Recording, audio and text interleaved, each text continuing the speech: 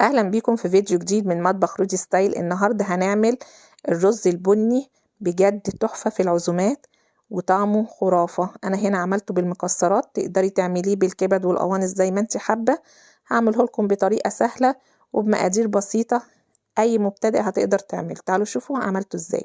في كسرولة على النار هعمل 3 معالق سكر، هكرملهم بالشكل ده مقدار 3/4 كيلو رز، عليهم 200 جرام مكرونة شعرية.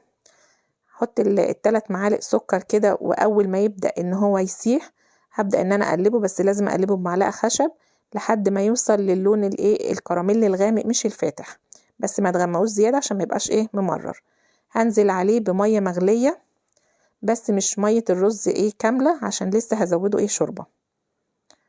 وكمان هنزل عليه بمعلقة عسل اسود بتديله برضو لون وطعم حلو، ومعلقة صويا صوص غامق مش الفاتح برضو بيدي طعم جميل.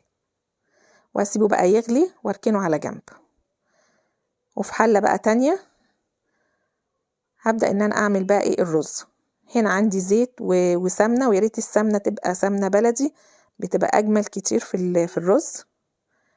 هنزل كده السمنة، واول ما تسيح هنزل ب200 جرام مكرونة شعرية واحمرهم كويس، تاخد لون كويس بالشكل ده.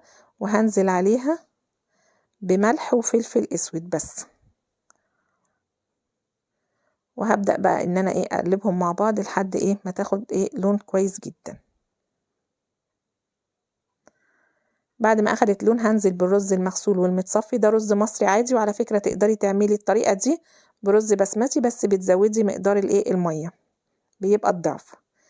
وبعد ما نزلت الرز هبدأ ان انا اشوحه تشويحة جامدة جدا مع المكرونة عشان ما يعجنش.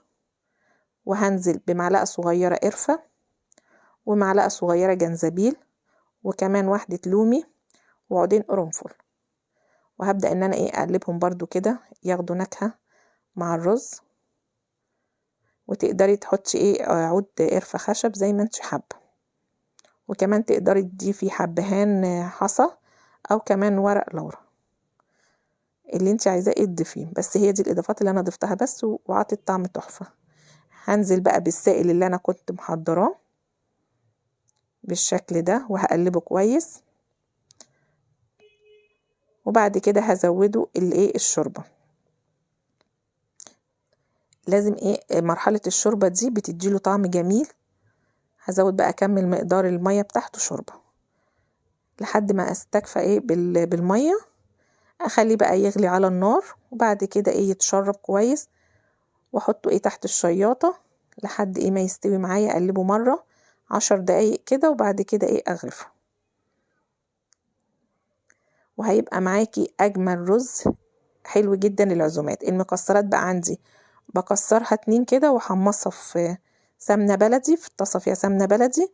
وبعد كده بضيفها على الرز. عندي هنا انا حطيت سوداني وبندق وزبيب، وتقدري تحطي اي مكسرات عندك، وتقدري كمان تعملي بالكبد والقوانص. جربوه هيعجبكم.